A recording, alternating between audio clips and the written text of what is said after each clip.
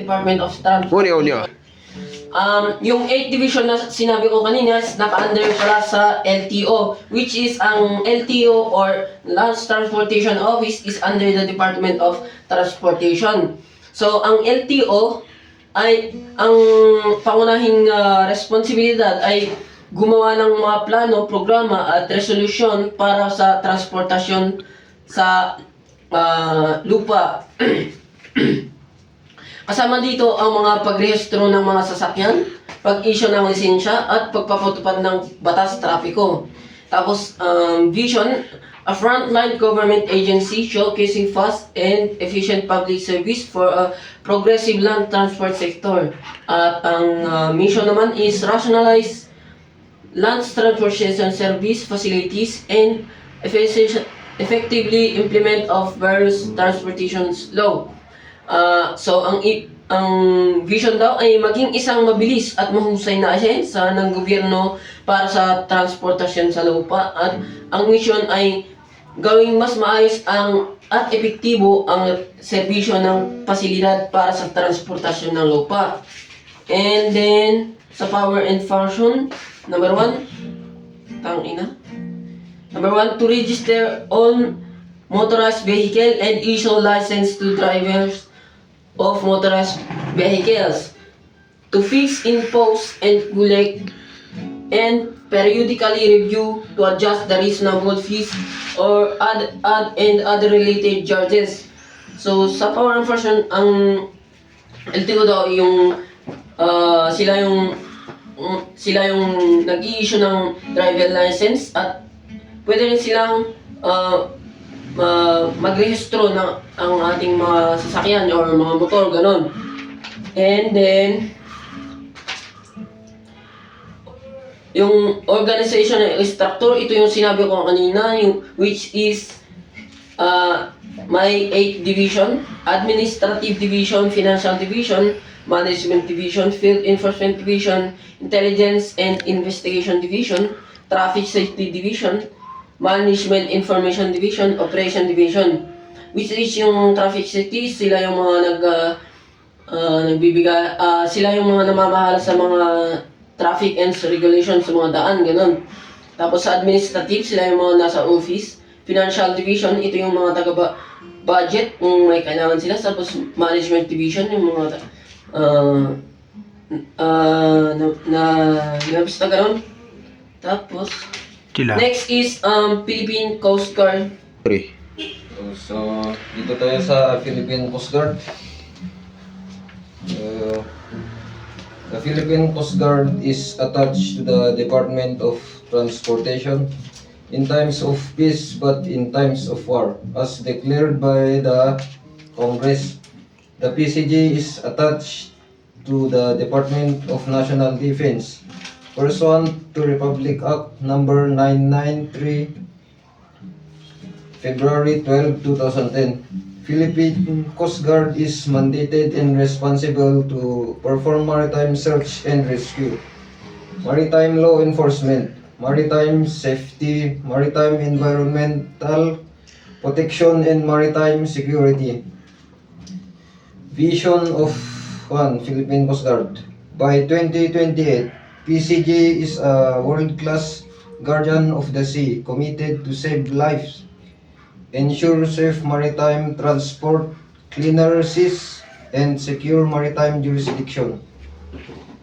Mission: we are a uniformed armed service that implements and enforces all national and international maritime safety, security, search and rescue, and maritime environmental protection laws in support of the integrated maritime transportation network objectives, national security and economic development of the Philippines.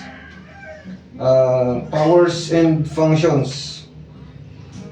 Una is to enforce regulations in accordance with all relevant maritime international conventions, treaties or instruments, and national laws for the promotion of safety of life, property at sea within the maritime jurisdiction of the Philippines, and conduct port state control implementation. Second, to inspect on all merchant ships and vessels including but shall not be limited to inspections prior to departure. To ensure and enforce compliance with safety standards, rules, and regulations.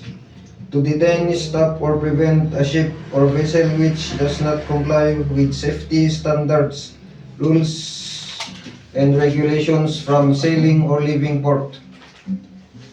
Or to conduct emergency readiness evaluation on merchant marine vessels, subject to the approval of the Secretary of the DOTC, to issue and enforce rules and regulation for the promotion of safety and life and property at sea on all maritime related activities.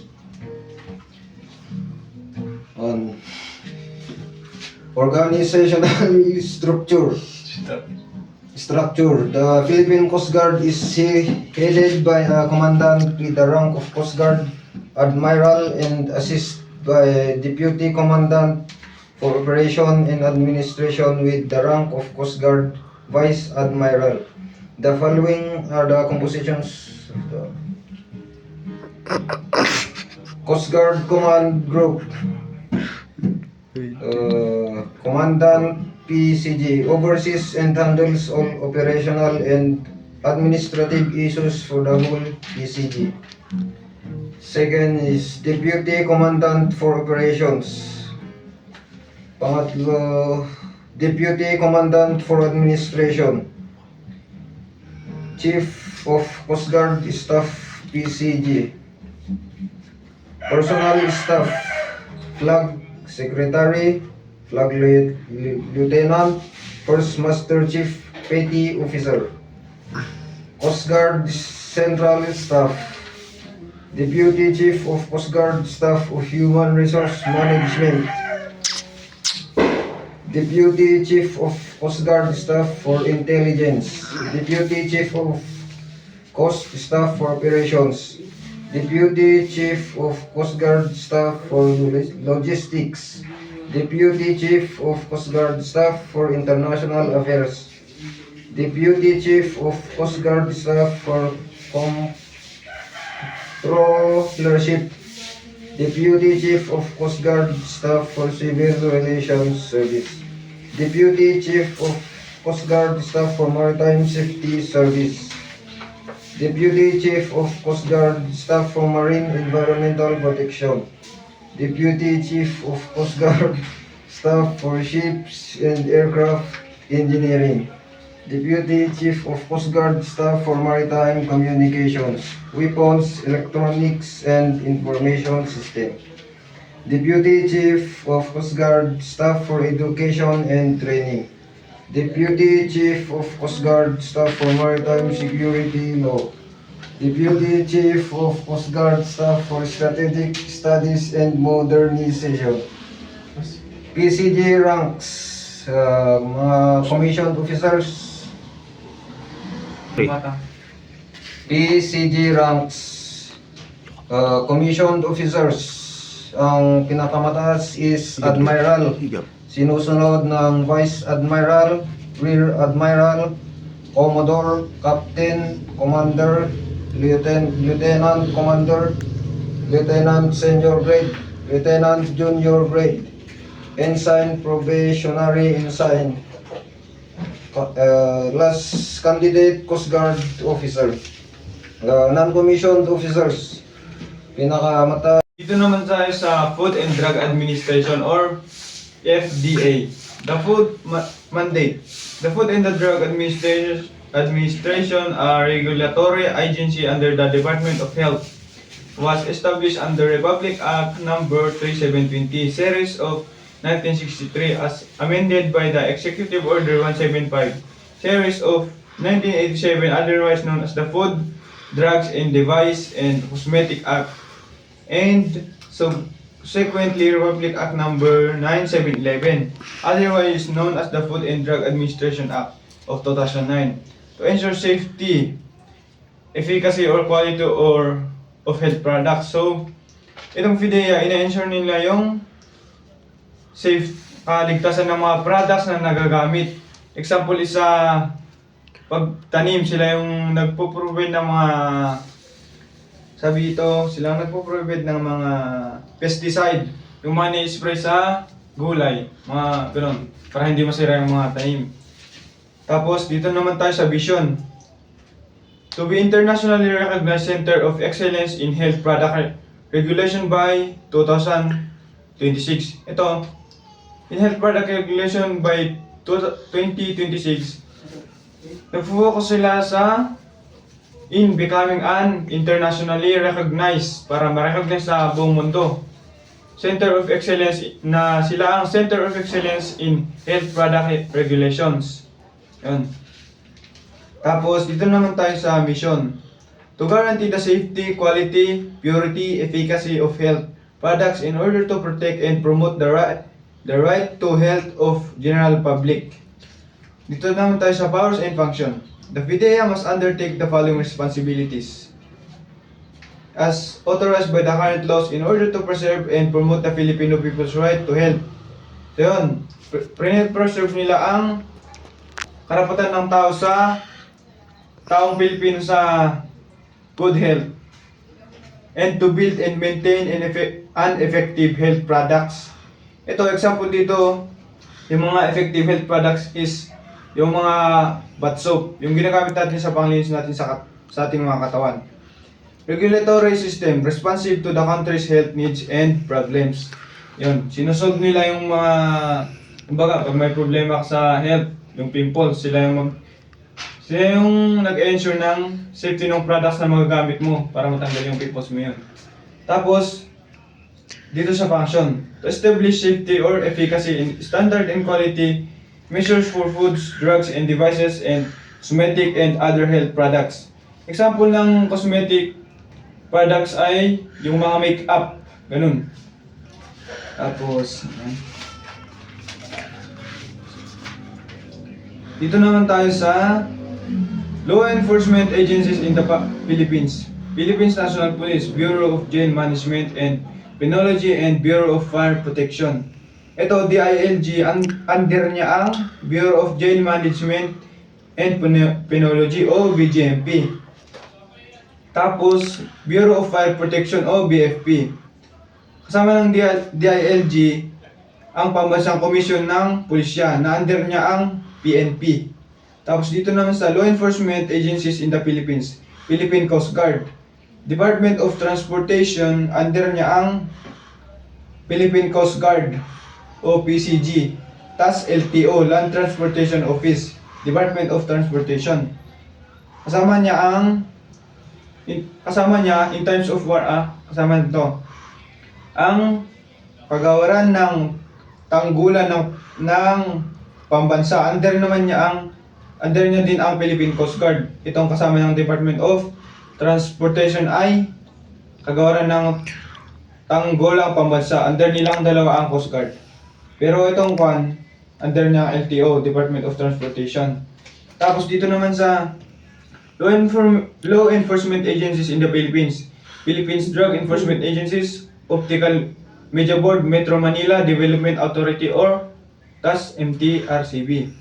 Dito sa Office of the President of the Philippines, under niya ang MMDA o Marangal Matapat Disiplina do ako, sabi niya dito. Or Metro Manila Development Authority pala, MMDA. TAS Optical Media Board, Office of the President to. Kasama niya itong Office of the President, kasama niya ang Dangerous Drugs Board. O under niya ang PDEA din. Tapos dito naman sa Law Enforcement Agencies in the Philippines, National Bureau of Investigation. Dito sa Department of Justice, under niya ang NBI, TAS Bureau of Immigration. Dito naman tayo sa Law Enforcement Agencies in the Philippines, Food and Drug Administration.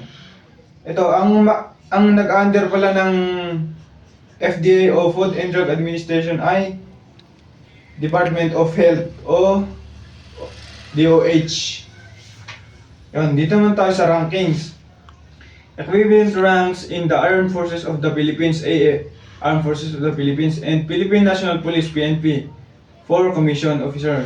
Sa Philippine Navy, ang pinakamataas ay Admiral. Pangalawa, Vice Admiral, Rear Admiral, Commodore. Captain, Commander, Lieutenant Commander, Lieutenant Senior, Lieutenant, Junior Grade, Ensign. Tapos sa Philippine Army naman, ang pinakamataas ay General. Tapos sinusundan ng Lieutenant General, Major General, Brigadier General, Colonel, Lieutenant Colonel, Major, Captain, First Lieutenant. At ang pinakamababa ay Second Lieutenant. Sa Philippine Air Force naman, Philippine Air Force ay General. Parehas lang sila sa Philippine Army ng mga rankings. Tapos dito naman sa PNP, General din hanggang sa Philippine Lieutenant ang pinakamababa. Okay. Thank you, ma'am, and this is the end of our report. Okay, good day everyone. We are Group 6 and we will start from the NBI.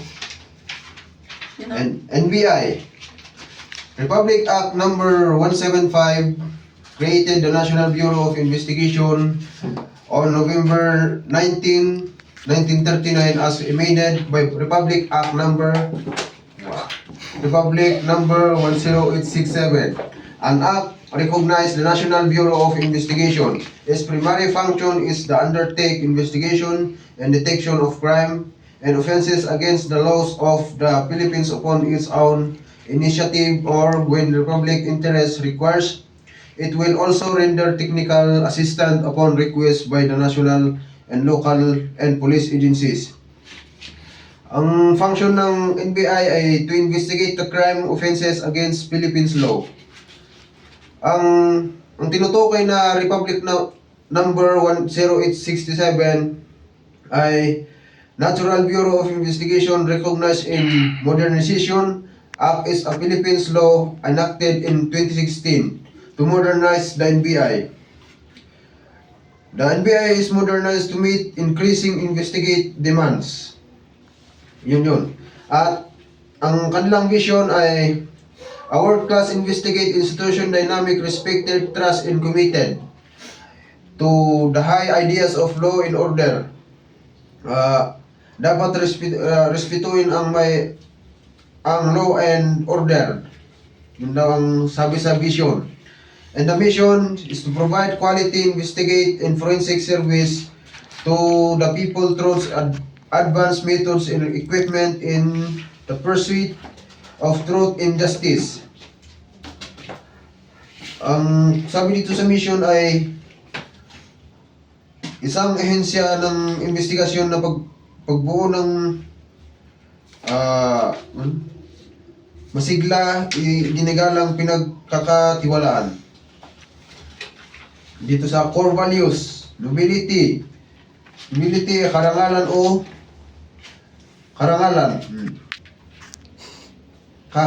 kahangalan o karangalan, bravery, katapangan, at integrity ay tungkulin, integrity, katapatan. Dito sa power of function, undertake investigation and detection of crime and offenses on the following cases.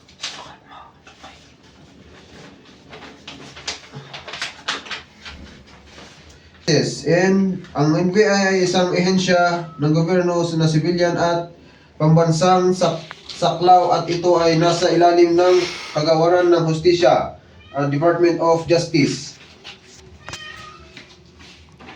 And ang pangunahing function nila ay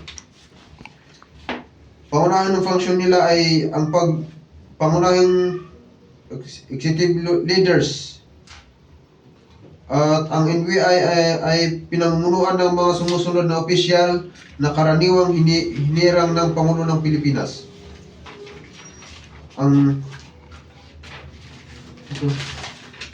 Dito tayo sa organizational structure.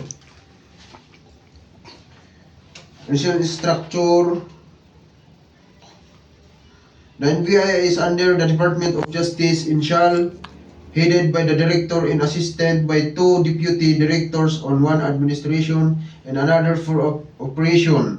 And and an assistant director for each the following is 7 services: investigation service, intelligence service, human resource and management service, controller service, forensic and scientific research service, legal service, and information and communication technology service.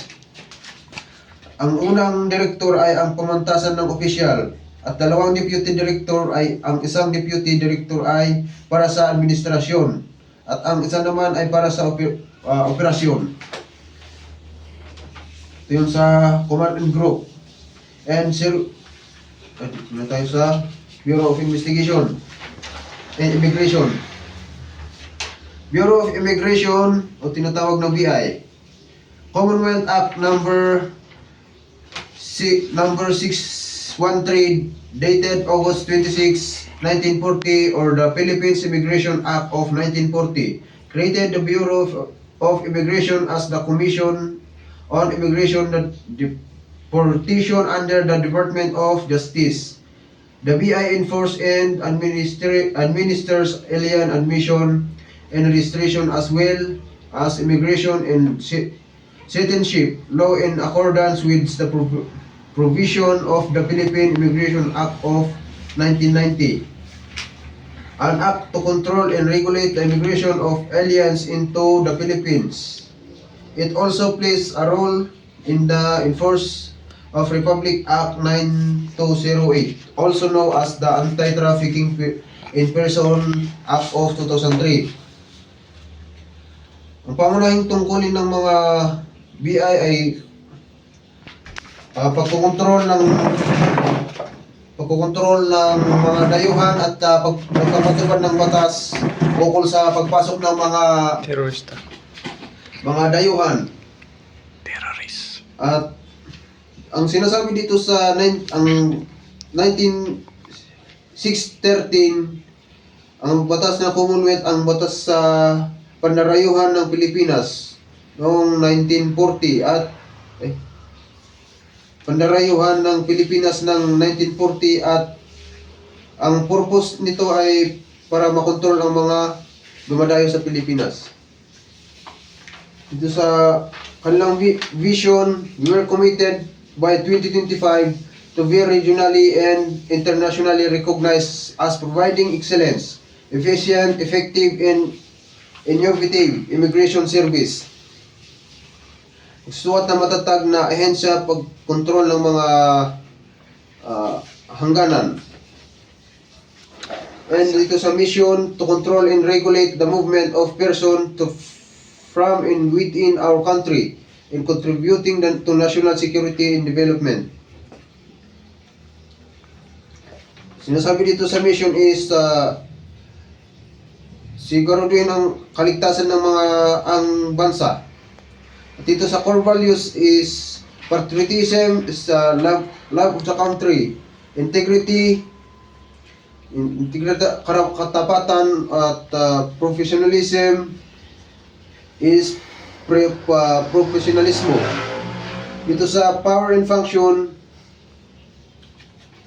general function acts the preliminary enforcement of the Department of Justice and the President of the Philippines in ensuring that all foreigners within its territorial jurisdiction comply within its exciting laws. Kinabibilangan ng mga pamahala ng pagpasok sa paninirahan at pag-alis ng mga dayuhan sa bansa, pagpapatupad ng mga batas sa imigrasyon at pag-iingat ng mga record ng mga dayuhan. Dito sa specific function, in the discharge of its broad function, the Bureau through board commissioners exercise administrative and quasi-judicial powers over the regulation. Ang sinabi dito sa specific function is pagpapakontrol at pagkontrol ng mga at paglabas ng mga dayuhan, pagpapatupad ng batas sa bansa at tumutulong sa ibang ehensya ng gobyerno, At papasa ko na kay Mr. Kipot. So dito na tayo sa Bureau of Custom. Bureau of Custom is an attached agency of the Department of Finance. So ang Bureau of Custom is isang ahensya na nakakabit sa Department of Finance. Ang pangunahing tungkulin nito ay tungkol sa mga pananalapi.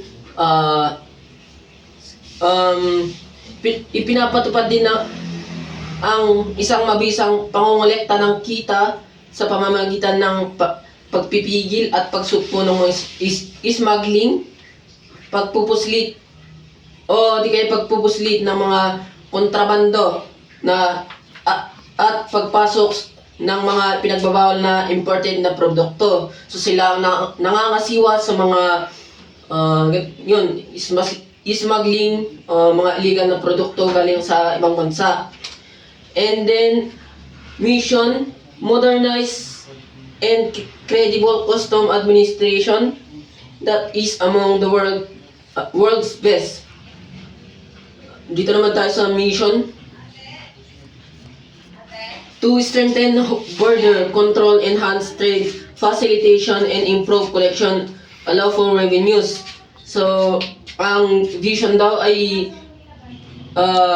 isang makabago at kapaniwalang administrasyon ng custom na kabilang sa pinakamahusay sa mundo. At ang mission naman ay palakasin ang pagkontrol sa hangganan, pagbutihin ang pagpapadali ng kalakalan at pagbutihin ang pangongolektan ng mga illegal na kita.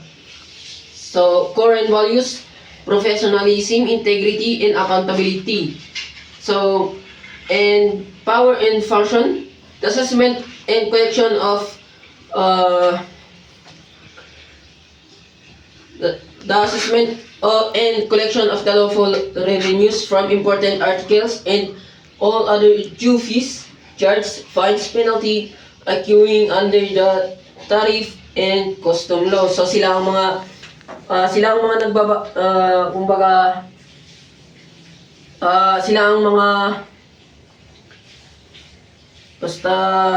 mga nagbibigay ng nangongolekta ng fees, penalty sa mga halimbawa dun sa mga illegal na produkto galing sa ibang bansa, gano'n. Number 2, the prevention and suppression of smuggling and other fronts upon the custom. The suppression, control over the entrance and clearance the vessels, aircraft engaged the foreign commerce, and organization set up. Organization set up. The Bureau of Custom is headed by the Custom Commissioner. He is assisted by 6 Deputy Commissioner, 1 Assistant Commissioner, and 17 District Collectors who supervise the country principal sport and 3. So, ang Bureau of Custom ay pinamumunuan Internal Administration Group o IAG under Deputy of Commissioner. This group assists Commissioner in formulation the policies and in the setting up of objective relative to financial, administrative, personnel, planning, and management improvement service of Bureau of Custom. So, IAG ay tumutulong sa mga commissioner ng mga patakaran, layunin at pagbubuti ng Bureau of Custom. Revenue Collection and Monitoring Group or RCMG under Deputy Commissioner. This group maintains an accounting of revenue collected, administers the legal requirements of Bureau of Custom, provide information and analysis. So, ang RCMG ay sinusubaybayan ang collection ng kita ng Bureau of Custom. So, itong grupo na to is sila yung mga nagsusupervise sa mga nakukolektang pera, ganun. And Assessment and Operation Coordination Group or AOCG under Deputy Commissioner. This group gathers and publishes values of commodities imported into the country. So, ang AOCG, kinakalap ang impormasyon tungkol sa mga inaangkat na produkto at sinusubaybayan ang pagsunod ng mga regulasyon. Tapos, and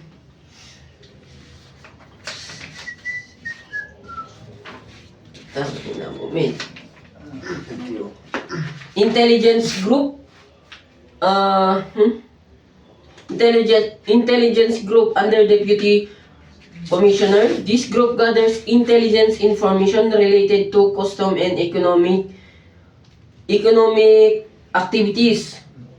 So, ang Intelligence Group or IG, nangangalap ng impormasyon para labanan ang mga corruption at smuggling sa ating bansa, ganun. Enforcement Group or EG under Deputy Commissioner. This group exercise the police authority to secure the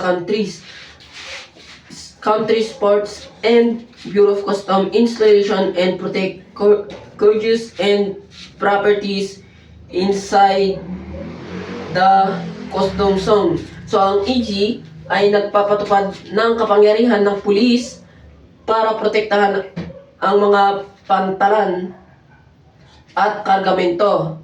So, yung mga malalaking barko na may kargamento. Yun. Management Information System and Technology Group or MISTG. The implementation of Bureau of Customs computerization. So ito naman yung itong grupo ay sila yung mga bahalang nagpapatakbo ng sistema ng computer sa Bureau of Customs and Post Clearance Audit or PCAG. Ang PCAG naman ay ito yung mga auditor, nag-audit pagkatapos na makapasok ang isang produkto para sila yung mga naninigurado sa mga tamang buwis, gano'n. Collection District. Ito namang Collection District ay ito yung mga nangongolekta ng buwis at nagbabantay sa pagpasok at paglabas ng produkto. Halimbawa, yung isang barko, sila yung mga nangongolekta na sa iba't ibang distrito, gano'n, siguro. Tapos, so, organizational structure,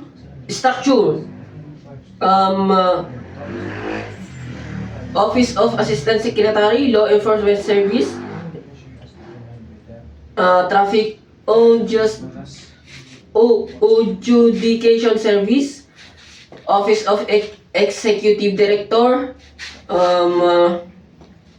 8 division has an 8 division, Administrative Division, Financial Division, Management Division, Field Enforcement Division, Intelligence and Investigation Division, Traffic Safety Division, Management Information Division, Operation Division. Ang kasalukuyang namamahala sa Bureau of Customs ngayon ay si Ariel F. Nepomuceno. Siya ang kasalukuyang Commissioner Bureau of Customs. Dito naman tayo sa